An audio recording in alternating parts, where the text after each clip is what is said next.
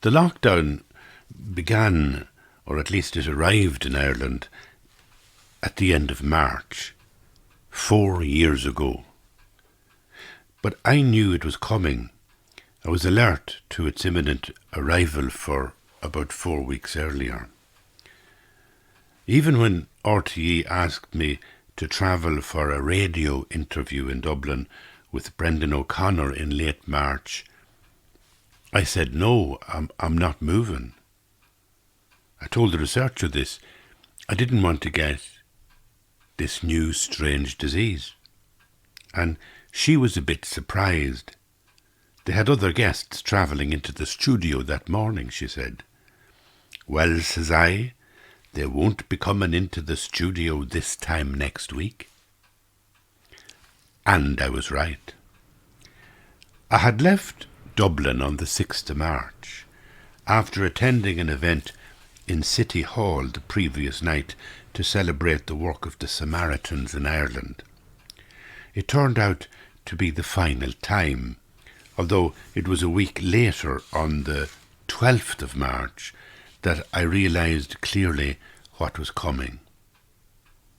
And I began to shutter myself away for hours every day in my studio, alone in a self-imposed isolation. And when the lockdown officially arrived, I was well settled in the hills above Lough Allen with my beloved.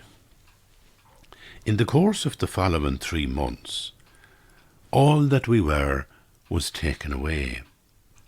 As a nation, we became passive robots overnight, and in particular the elderly cocooners, a word that lives phonetically between buffoon and baboon. People were masked and isolated in the shopping malls and the garden centres and supermarkets and pharmacies, at a 2-metre distance, even from loved ones when they fell ill. Some waved through glass windows at their relatives even as they were dying. Some waved from car parks and waiting rooms and smoking areas through screens on their iPods to bid farewell. Today, the 7th of June, I'm finalising the manuscript I have written in that confinement. So in case you're confused, this is not June, this is the 5th of April 2024. But obviously I'm reading from the book What is Beautiful in the Sky. And the reason I wanted to do it is, well, many layers. Like last week on Good Friday, I did a meditation about the Eucharist and about Good Friday. And sometimes when I come to Easter, it's like you can't say any more. You know, when you have gone through the story of Jesus becoming the Christ, of the transformation in the resurrection of Jesus, you get to that stage, there's nothing more to be said. The only thing you have to do then is try and live it, try and go out and embody this new mystery. And so it's always a good time, I find, to just chill out from talking about religion for just for a week. That's all. The other reason I'd love to read you a little bit of this book today is because it kind of started, I started writing it 4 years ago at the end of March when the lockdown was beginning, and I finished it in June of that year. So it's like the anniversary of all those things. It's also a sad anniversary for me because on the 6th of April last year, or 4 years ago, my friend, the singer Mary McPartlin, passed away. And hard to believe it's 4 years, but that's what, you all know that. We all know that, you know, somebody passing is a terrible moment. And then you wake up and it's like 4 years later. And you wonder, how did that time pass so quickly? But anyway, Mary passed away, I think it was the 6th of April of 2020, and I did the first podcast, as far as I remember, on the week afterwards, the 13th of April of 2020. So for loads of reasons, as I say, I did the first podcast about this day almost 4 years ago, and I began writing this book on this day almost 4 years ago. So I find it interesting just to read through a little bit of it today.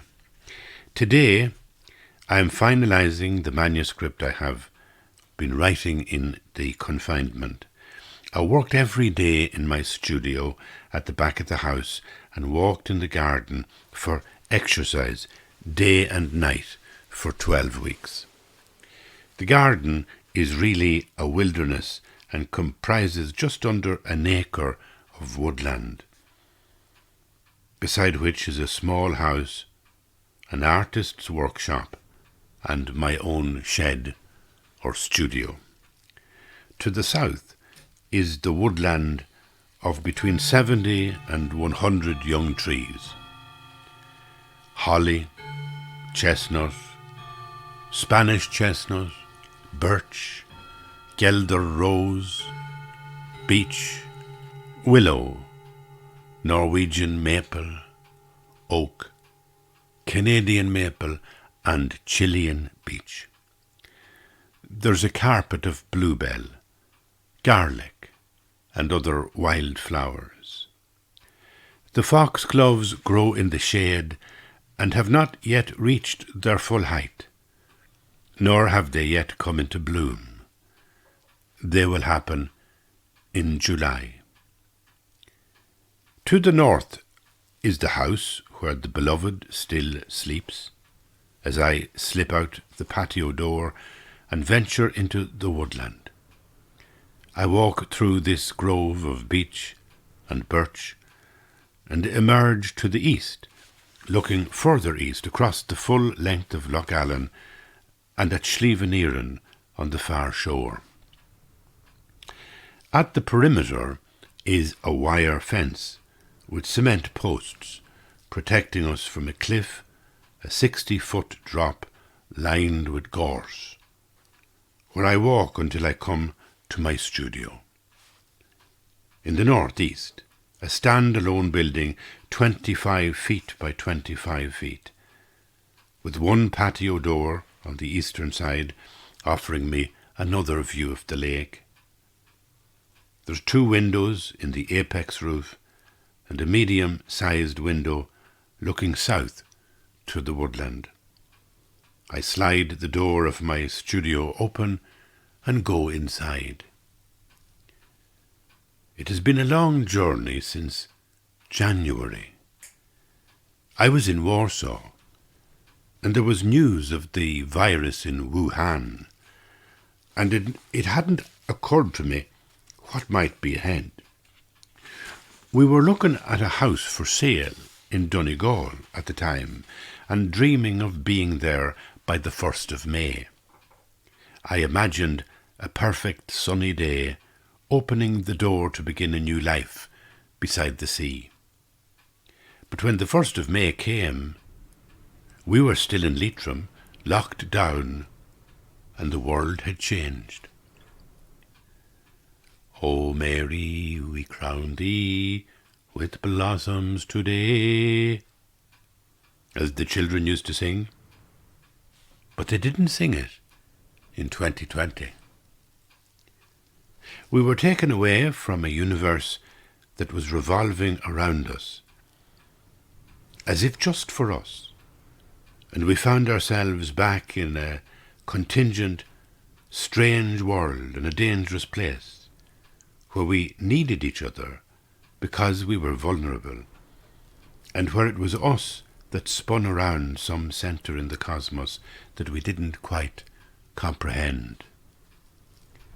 The apex roof inside my studio creates a triangle with 3 pine crossbeams to buttress the walls, and the space has a feeling of height, more akin to a small church than a workroom. Here began my complete silence. I have two desks, a Georgian bureau from the late 18th century and a partner's desk from the late 19th century, the work of the famous Maple Company in London, Paris and Buenos Aires. I bought these precious antiques from a dealer in Donegal. They're both aligned beneath the south-facing window and establish for me the very crucible of my work. It's like an altar that might be at the centre of a well-built church. The big partner desk is the place where I sit every day to write my stories, because I take my craft seriously. And of course I mean what I say in all my stories. But the real magic of stories is that they don't contain the truth. They point to the truth. They are not the moon. They are the old person's finger in the boat, standing up in the night and pointing to what is beautiful in the sky. And the young man or woman follows the finger and sees the moon, and their heart opens to the moment. That's what stories do. Or at least, that's what they did in the long ago time when people believed in stories. Not in the truth of them, but in the telling of them, the saying of them, and the heart opening as it does in the listening.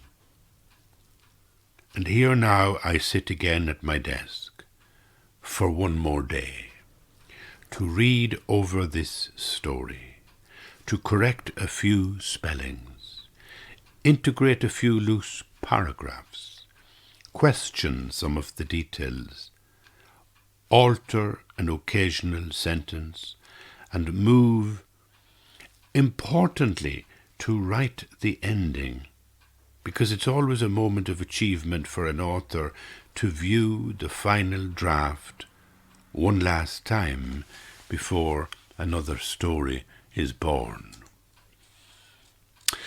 And that's the way I opened it up, as a little book, What is Beautiful in the Sky. I suppose if I never wrote another word, the person I would really miss writing about would be the General. It's a long time ago that I first drowned the shamrock with him in a Mullingar hotel in 2006, after I first arrived in Westmeath. It had been a time of great expectations. I was newly arrived in Mullingar and had begun writing a column in the Irish Times about ordinary life in the town. I felt I might be on the verge of great achievements. I mentioned to the General that I even intended climbing the Reek that year. "Well, be careful about that," he said. I said, "I'll wear climbing boots so I don't sprain an ankle." He said, "It's not the ankles you need to worry about, it's the wind." I said, "You can't avoid wind if you're on a mountain." He said, "You're not getting my point. Mountain climbing is a useless and unnecessary exercise, and excessive exercise is widely recognized as a cause of flatulence." He should know. He breaks wind like an officer's horse, and usually excuses it by saying, "I'm becoming more like Dr. Swift every day." As if his wind was as bracing a comment on modern society as one of Jonathan Swift's pamphlets might have been about the world he lived in. When a man exercises, he shakes up the innards, and the intestines are left like a leaking balloon, so beware of the mountain. We were sitting in the foyer. Green shamrocks had been painted on the windows. The receptionist wore a leprechaun hat, and the foyer was full of children in green uniforms. The General finished his 6th pint of Guinness and belched pleasantly. "And avoid the cabbage," he declared. "Avoid the cabbage at all costs. Bacon and cabbage are consumed by the Irish in unnatural quantities, but people don't realize that cabbage can do to the stomach what a lighted match does to a tank of petrol. I used to feed it to the horses years ago when I lived in Hampshire, the night before a hunt, to make them jump higher." "You may be correct about the cabbage," I conceded, "but nobody could accept that climbing a mountain is a cause of flatulence." "My good man," he said, "when I was meditating in India, I always did yoga exercises before sitting. Then, when I began the meditation, I often experienced methane bursting from various orifices. My guru explained that this initial period in the meditation session is known as the settling of the winds. But I was only doing yoga. Consider what you would be like after climbing the Reek."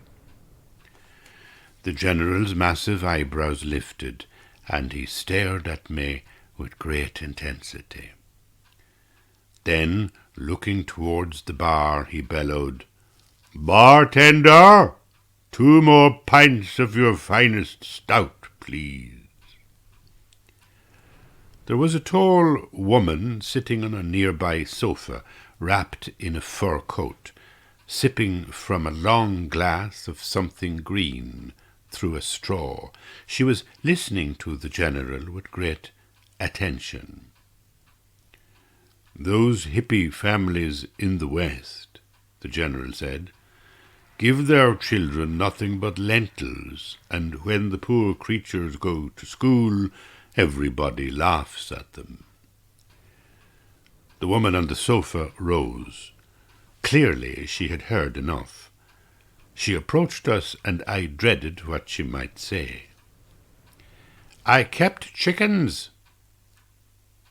the General continued. "I kept chickens when I lived in Kilkenny. I would cook one occasionally in a pot and make hot curry. And by jingo, if there was any curry left over, I fed it back to the other ones in the yard, and they lapped it up." I said, "That's disgusting." "Ah, yes," he said, "but they laid wonderfully spicy eggs." "Forgive me for interrupting," the lady said, her eyes on the General, "but I believe we knew each other when you lived in Kilkenny." The General's face brightened. "Delia!" he exclaimed with great excitement, and he stood to embrace her. And just then, and without the slightest embarrassment, he broke enough wind to sail the Armada.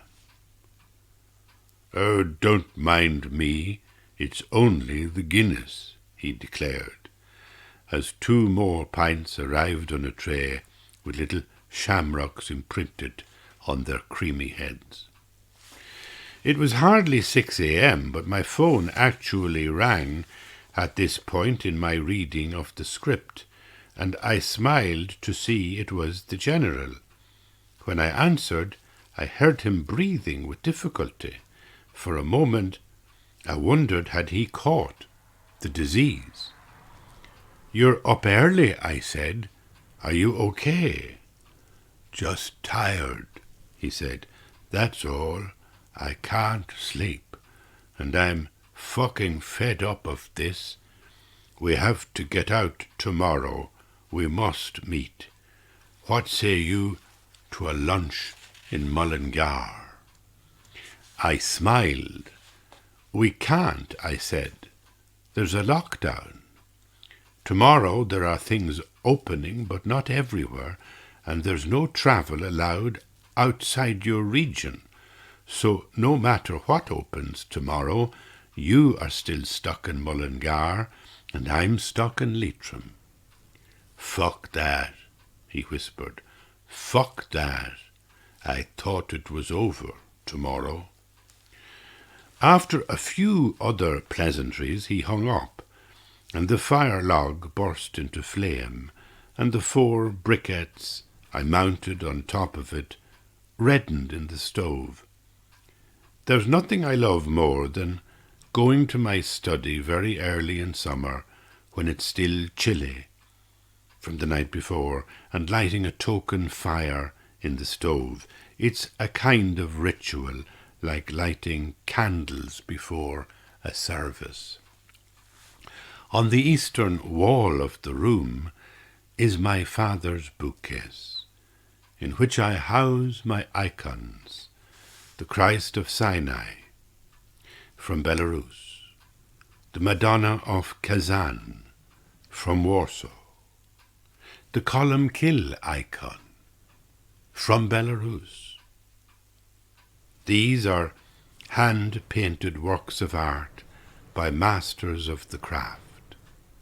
The shelves are also replete with other images and icons of lesser significance, as they are merely reproductions of the original, but important to me nonetheless. St. Xenia of St. Petersburg, Rubliev's Holy Trinity, Christ the Bridegroom,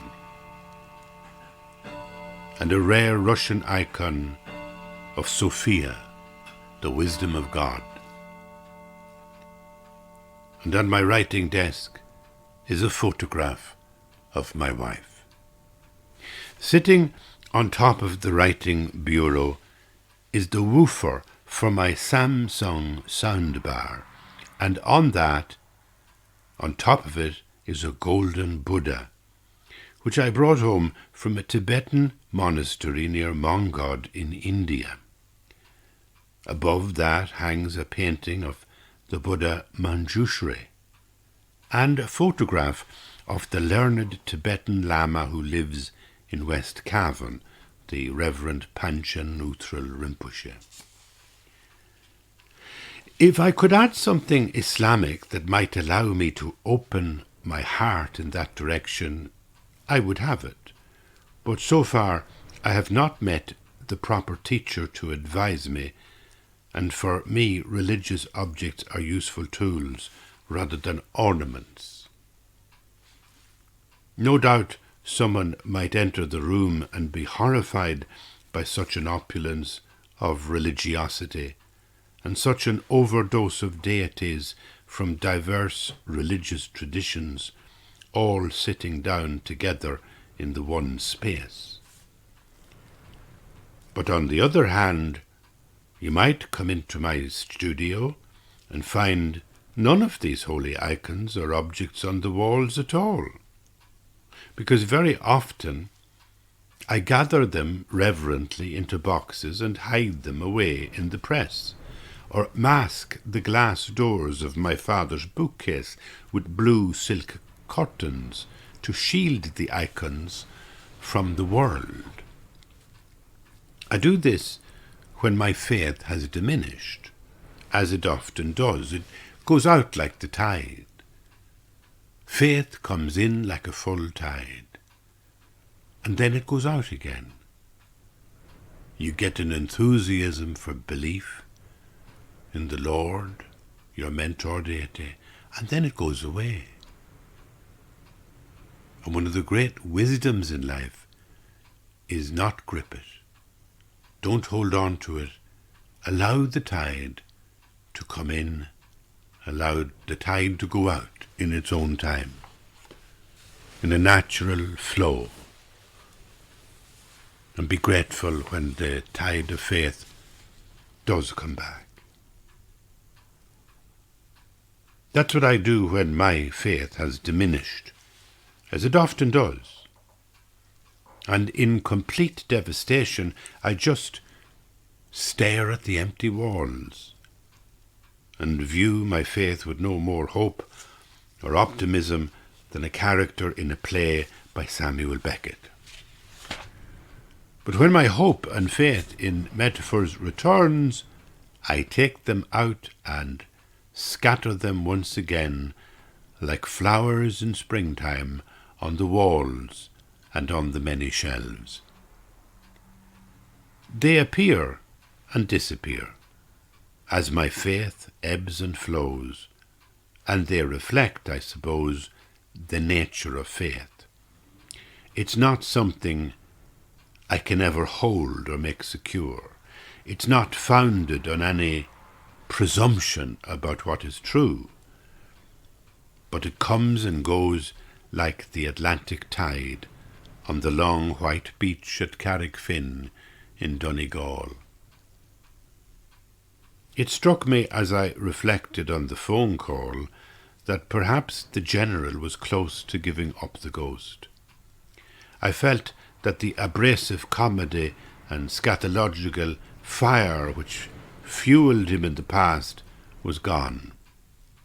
He had sounded utterly dejected on the phone. Another 2 months of this confinement, this lockdown, would be unbearable for him. Perhaps I should phone him back. Assure him that August will come, that they will find a vaccine, that we will get together again some day, and that if he could master Zoom and get his Wi-Fi sorted, then we might be able to have a laugh, or indeed a drink, some evening, online, which I knew he was well capable of, without the staff in the nursing home knowing what he was doing. But that would not convince him. When despair takes root in an old man's heart, there is no rational remedy. Not even COVID-19 is as malignant as despair, and nothing is as susceptible to disease as the unloved heart. What the General urgently required was an embrace, from a grandchild, or partner, or just a decent friend. But he was bereft of them all, and there was nothing I could do to soften the fact by any pep talk on the phone. He would see through it and be further wounded if I were to be condescending. So I didn't phone him back. And to me, the General represented how terribly vulnerable old people were at that beginning, when COVID came for the first time, when there was no vaccine and people thought maybe it will be 5 years or more before we have a vaccine. And when nobody knew the pattern of how death was coming to us, but all they were certain of was that it was affecting old people in a ferocious way. For the first few years in Mullingar, I felt displaced. In fact, the title of my column in the Irish Times was Displaced in Mullingar. That began in 2006, and Wednesday last I returned to the Irish Times, so you can get me every Wednesday in the Irish Times, some little story or reflection on the nature of ordinary life. I'm delighted to be back. I was away for about 12 months because I was doing a big tour, as some of you might know, because I was around the country, and then I just put it off from Christmas because I was tired. Anyway, after 10 years in a remote corner of rural Ireland, I felt socially inadequate in Westmeath society, where conversations invariably focused on equestrian matters, and I was always left with nothing to say. People got so involved with horses that in some houses close-circuit television was installed so that guests could watch the newborn foals in the stables while eating their dinner. The foals in the stables lay down or stood up or ducked under their mothers' bellies to get milk, and everyone watched the black and white screens with an intensity usually reserved for dramatic episodes of The Crown. I remember one Sunday sitting through a supper of lamb chops without uttering a word. I was worried that the other guests might think I was depressed, and so, to demonstrate that I was capable of frivolous chatter, I mentioned that my cat had fleas. The host stared at me as if I had just said that Joe Dolan was Chinese. "Well, I don't think she has them any more," I continued, digging myself deeper into the hole. "Last Friday I was eaten alive with them in the bed, but I've had no bite since." Now, I had an urge at this point to scratch my beard, which I did without thinking. But as my fingers dug into the hairs beneath my chin, the other guests glared at me in such horror that I feared they might ask me to leave. They didn't, but I left anyway and went home to bed and got bitten again. It was around that time I first met the General. He stopped in the Greville Arms one day as I was getting lunch. "Are you the Irish Times man with the fleas?" he asked. And then he laughed and explained how someone who was at the dinner party had told him the story. Back then he was always on the lake in May, and he'd phoned me from his boat in the middle of Lough Ennel. "My gilly is rowing as we speak," he declared. "You ought to be here." I was silent. "For goodness sake, don't make a martyr of yourself," he said. "Is your prostate on the blink?" "I beg your pardon?" "The prostate," he repeated. "Is it acting up?" I said, "My prostate is perfectly fine, thank you." "Good," he bellowed. "Delighted to hear it. A man over 50 should worry about nothing else in the world except his prostate. If that's ship-shape, then all the rest is roses." 5 years later, my own prostate acted up so much that I passed a night in the bathroom screaming in pain before being rushed to Mullingar Hospital, where they relieved me with such delicate surgery that I was singing the praises of the health service for years afterwards. But the General talked like there was nothing I enjoyed more than a morning stroll with him. To walk aimlessly around the busy town of Mullingar as the sunlight fell down on the narrow streets, and shafts of it slanted through the windows of the Harbour Place shopping centre, and a grey-haired musician outside the door played a mellow tin whistle that threw a rich soundtrack over the accidental buzz of all that town life. The General strutted the streets like a loose bull, gawking at the silver-lipped teenagers, the struggling mothers, the screaming buggy babies, the tall booted Slavs, and the little pot-bellied men who walked small dogs along the canal. The General asserted that pot-bellied men so resemble monks carved on ancient monuments that one could not possibly resist the idea that such was the shape and size of the earliest inhabitants of this island. The Firbolg, he would proclaim, means the belly men. Some mornings the General and I took coffee in Café Le Monde, or at lunchtime we might eat a bowl of Mama Lingi's pasta on the corner of Grove Street and Blackhall Court.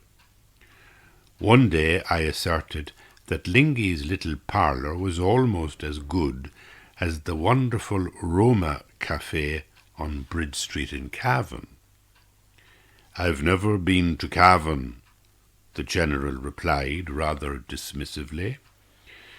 Across the road, Wisteria, a shop of posh fashion accessories, had a big sale sign on the window, and a man was coming out of Stars and Bows, the hobby and craft shop, with a model of the Titanic under his arm.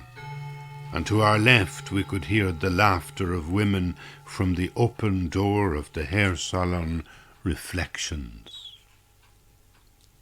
We were eating slices of pizza on the street. "This is delicious," I said. The General agreed. "I've heard it said," he told me, "that sometimes the hairdressers order slices for her clients if they're a bit low on sugar or unhappy with their husbands. Did you know," he added, "that a good hairdresser is better than a psychotherapist, although at this stage they're probably twice the price?" We were staring at the boarding across the street. I wondered what was behind it. He told me that it was where the archaeologists had found skeletons of 12th century monks a few years ago.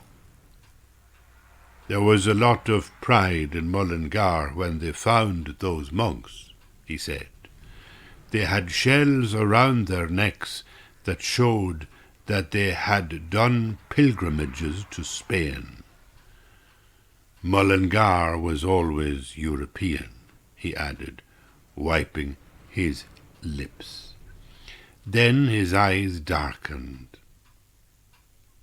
"Banana boxes," he declared. "I beg your pardon?" "Banana boxes," he repeated. "That's how the monks left Mullingar, in banana boxes. After sleeping peacefully beneath the car park for 800 years, they were sent off to some storeroom in banana boxes. It was just no way to treat holy men." He was becoming emotionally volatile, so I changed the subject. "I think I might abandon my barber," I declared. "Why so?" "Well," I said, "for a start, I never get offered a slice of pizza when I'm depressed, and the last time I was there he wanted to cut the hairs in my ears." "And did you let him?" "Of course I let him. How could I stop him?" The General was horrified. "You have gone far beyond the help of a hairdresser," he said. "You need a psychiatrist." "And there are machines nowadays," he added, slightly embarrassed by the delicacy of the subject. "There are machines," he said, "for the ears." The relationship between me and the General was one of boy and man. Me still a boy at 50, and him still a man at 70.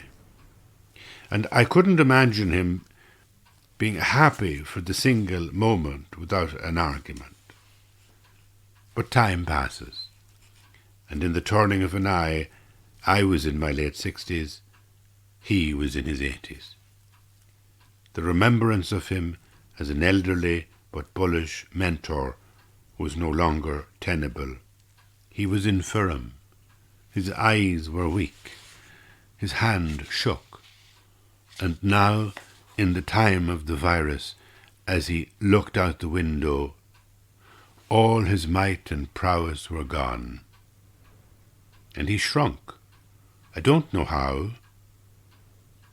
So I couldn't dare to imagine what he was going through in his armchair with a Foxford rug around his knees during the lockdown. But as I remember him, he swaggered ahead of me on the street and was taller. Or when he was still driving, I recall sitting in the back seat of his car, clutching a briefcase on my way to Dublin. His niece was in the front seat. "What's in the case?" his niece inquired. "Nothing," I admitted. "I just carry it for comfort." The Dundrum shopping centre, the town centre, shopping emporium, was ideal for a day out with the General. It was big enough for both of us to lose each other, and thus I wouldn't ever know what he was up to. I went up and down the sloping escalators all afternoon, imagining myself in Star Trek, and was only mildly disappointed that I didn't get chatting to someone the way I usually do in Mullingar. But then I met Nancy, a white-haired old lady with sunken jaws and large spectacles, and as small as a bird. She talked to everyone along the Mall and in the clothes shops. She was staring at the top shelf in the dairy section of the supermarket when I almost bumped into her. "I don't like the Tesco milk," she declared, as if she knew me. "But I don't see any small cartons of Avonmore. Are they up on that shelf?" I reached up and took down a small carton of Champion milk. "Will that do?" "Oh, the bee's knees," she said. I met her again at the cold meat counter, where she was getting slices of Denny's ham, and at the shelves of bread, where she was looking for something high fibre, and at the sweets, where she was trying to shovel jelly babies into a bag. At the checkout, I noticed little sachets of cat food in her basket. I said, "My cat only eats the fancy stuff that the pet shop sells." She sized me up. "You're a very educated man," she declared. "Why do you say that?" "I can tell from the briefcase," she said, laughing, and then she darted away down the Mall like a little sparrow. Maybe I've always attracted old people's attention. Or maybe it's because I always knew that the older a person is, the more stories they have. Or maybe it's because I was always afraid of aging and couldn't admit it to myself. Such was the authority of the General 20 years ago that he could tell me how to brush my teeth, and if I didn't do as he urged, he would be offended. And when Osama bin Laden was shot by the Americans, it was the General who explained it all to me. Osama bin Laden was merely following a rule of thumb known to all terrorists, that the best place to hide is under the light. People might expect him to be in the dark caves of Afghanistan, but not in a big compound in a swanky suburb right beside a military base. "Surely you remember that strategy from your own time along the border in Cavan," he said. "The IRA or any other terrorist group is familiar with the same tactics. Hide yourself under a lamp. Am I not correct? He eyed me sideways like a crocodile. How would you know anything about the IRA? I asked. I have my sources, he puffed, in Northern Ireland. What does that mean, I wondered. Special branch, he whispered, with enormous reverence. In fact, the principle of hiding something in the most conspicuous place possible reminded me of a night long ago during the Troubles. It was a snowy winter, and I was drinking in a pub very late, while outside the hills were crawling with Gardaí and various armies protecting us from gunmen who were always trying to move weapons across the border. When the last drinks had been served, the late drinkers moved to the kitchen, as was the custom, and soaked up the alcohol with bacon sandwiches and mugs of strong tea. Invariably the gossip was about cattle, sheep, and the guns out there in the dark. And then an innocent question provoked a story. Did anyone hear that the Free State Army lost a man last night? Someone said. No, nobody had heard anything special, but everyone turned to the storyteller and waited. The man with the story was tall and had black oily hair and wore a long coat. He had big black eyebrows and smoked sweet Afton cigarettes. He drove a Ford Cortina and always carried bales of hay in the back seats for his cattle up the mountains. A man of many sheep, a dog always beneath his seat, who could cross mountain ridges as lively as a buck goat.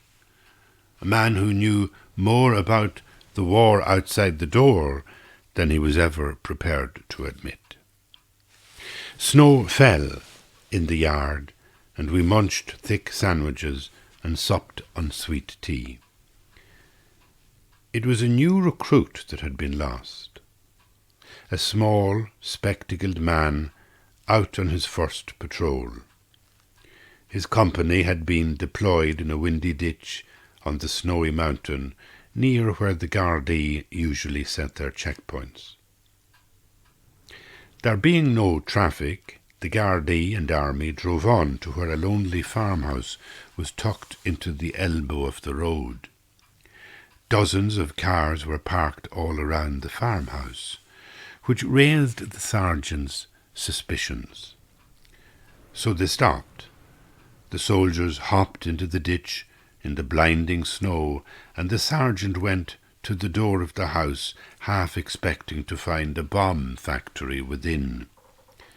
The door opened. Sergeant! Sergeant! A black-robed widow declared. You're very welcome. The wake was in full swing, and the widow presumed the policeman too had come to sympathise.